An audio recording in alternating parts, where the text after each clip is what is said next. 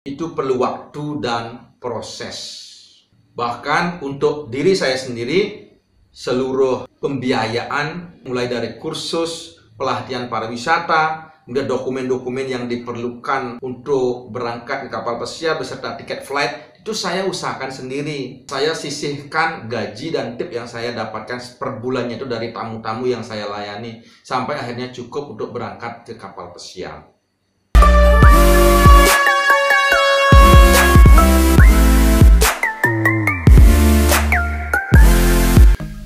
Hai guys, di video kali ini saya akan menceritakan bagaimana saya akhirnya bekerja di kapal pesiar. Video ini dibuat sebagai jawaban dari pertanyaan yang masuk di kolom komen yang disampaikan oleh saudara kita Imran Armulah. Selamat siang Pak Suryadi. Bisa ceritakan pengalaman Bapak Suryadi pada saat sebelum pesiar di kapal, tentang bagaimana cara bisa berbahasa Inggris. Apa kursus? Makasih. Guys, agar video ini bisa dijadikan sebagai salah satu pertimbangan atau referensi, saya akan mulai ceritanya dari SMA. Saya lulus dari SMA Negeri 1 Singaraja, jurusan Fisika atau A1 tahun 1990. Hai teman-teman alumnus SMA 1 Singaraja, khususnya tahun 1990. Inilah salah satu temanmu, Inyoman Yarmade Suryadi, yang dulu rambutnya masih lebat dan badannya agak kurus. Sekarang sudah seperti Saulin, gundul dan agak gendut. Yang penting sehat. Guys, mengapa saya memilih jurusan fisika atau A1 saat itu? Karena saya bercita-cita ingin menjadi guru matematika. Terus terang saja saya tidak tertarik dengan pelajaran bahasa Inggris. Karena pelajaran bahasa Inggris adalah salah satu pelajaran yang paling saya tidak bisa. Makanya setelah tamat dari SMA, saya kuliah di Pendidikan Matematika D3, Fakultas Keguruan dan Ilmu Pendidikan Universitas Udayana Singaraja. Karena pada saat itu pemerintah membuat proyek bahwa seluruh tamatan Diploma 3 setelah tamat akan langsung diangkat menjadi guru, tetapi ditempatkan di daerah terpencil atau luar daerah. Tetapi guys, nasib saya kurang beruntung, karena setelah 2 tahun saya kuliah, ternyata proyek itu dihentikan. Sehingga setelah tamat dari kuliah, saya benar-benar bingung harus bekerja di mana. Untungnya pada saat itu pariwisata di Bali sedang booming, sedang ramai-ramainya. Makanya lah saya memilih dan bekerja di industri pariwisata. Saya sadar bahwa saya tidak pernah berkomunikasi dengan tamu dalam bahasa Inggris selama kuliah. Saya memulai bekerjanya itu dari Lovina Singaraja. Saya bekerja di sana selama kurang lebih 8 bulan sebagai seorang butler. Saya belajar keras setiap hari. Setelah saya merasa bisa menggunakan bahasa Inggris untuk berkomunikasi dan juga memiliki pengetahuan dan pengalaman serta keterampilan yang cukup, saya bekerja di Ubud. Karena Ubud merupakan salah satu tourist destination di Bali yang paling banyak dikunjungi oleh wisatawan, baik lokal maupun dari luar. Saya juga bekerja di sana sebagai seorang butler selama kurang lebih 3 tahun.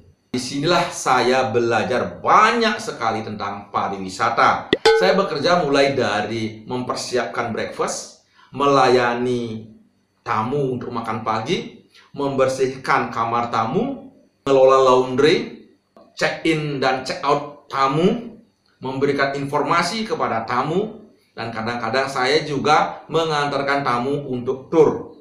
Kalau tamunya hanya seorang, maka saya memakai sepeda motor. Tetapi kalau tamunya lebih dari 1, saya carikan mobil, dan kadang-kadang saya juga ikut tur dengan tamu sambil praktik menjadi guide. Sehingga di video-video saya tidak hanya share tentang FB service saja sesuai dengan pengalaman saya di kapal pesiar, tetapi saya juga share di bagian-bagian lain. Misalnya housekeeping, laundry, bar, galis cua, dan yang lainnya.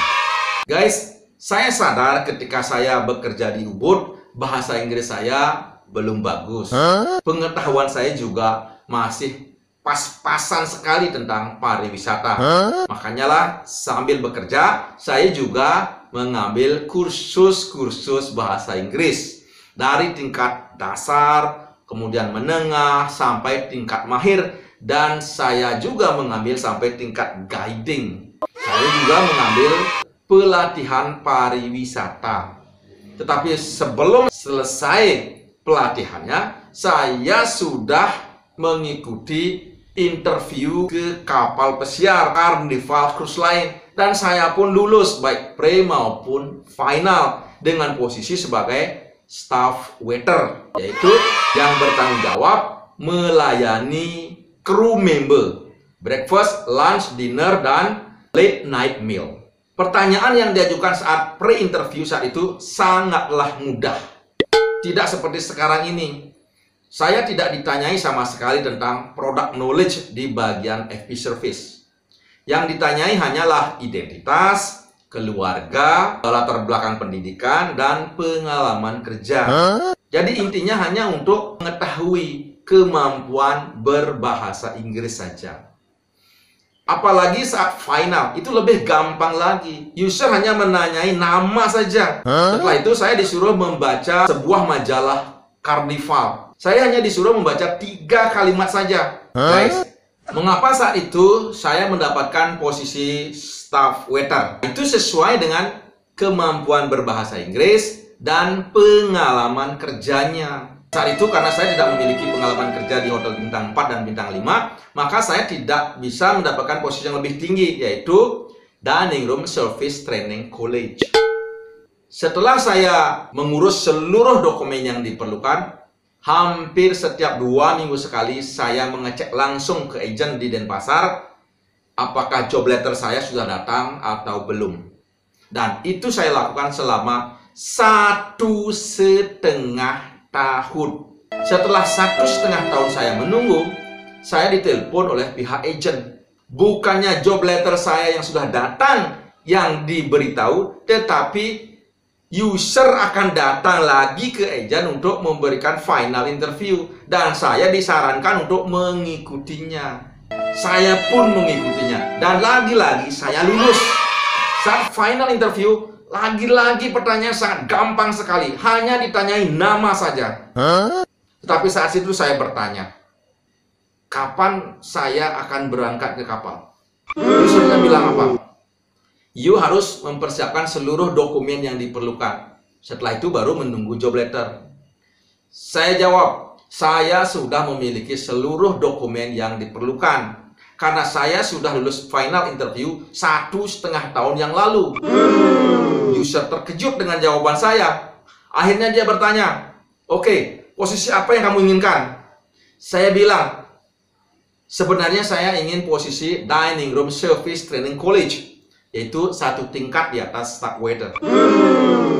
Apa yang terjadi? User langsung mencoret lamaran kerja saya. Staff waiter diganti menjadi Dining Room Service Training College. 2 minggu setelah saya lulus interview itu, job letter saya pun datang. Mulai saat itu saya mengurus dokumen-dokumen yang belum saya miliki. Itulah ceritanya guys, sehingga akhirnya saya join ke Carnival untuk kontrak yang pertama kali di MS Fantasy, yaitu kapal college yang berhompot di Orlando, Florida.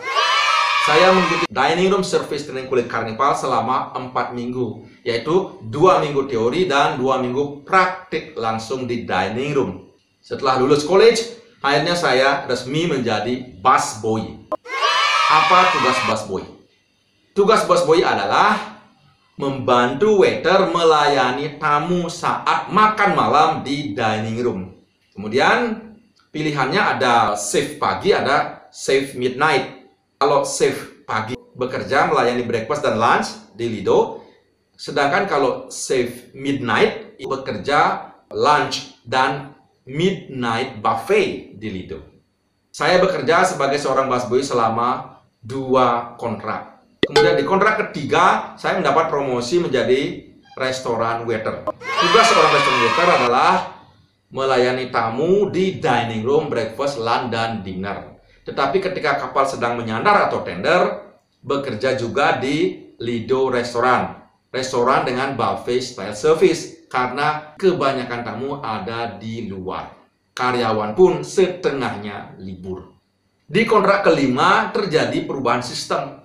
Tidak ada lagi staff waiter, busboy, restoran waiter. Yang ada adalah asisten waiter, tim waiter, dan tim head waiter. Dan saya mendapat posisi sebagai tim head waiter sampai kontrak terakhir. Pekerjaannya juga hampir sama dengan pekerjaan restoran waiter, cuman sistem kerjanya yang berbeda sedikit.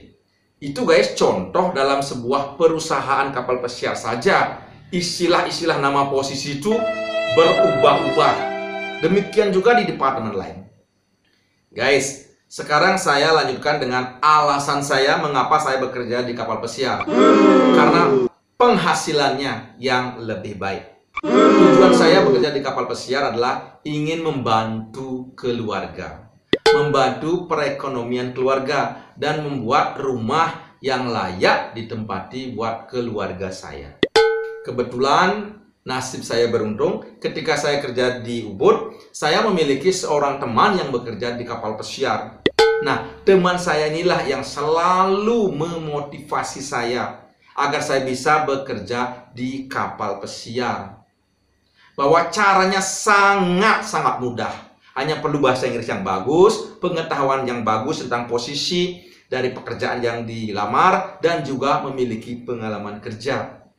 Tambahannya, penghasilannya yang jauh lebih banyak dari penghasilan yang bisa kita dapatkan dengan bekerja di rumah dengan pekerjaan yang sama atau hampir sama. Jadi jangan disamakan posisi paling bawah di kapal pesiar dengan posisi restoran manajer di hotel bintang 5 misalnya. Saya juga sangat beruntung saat itu.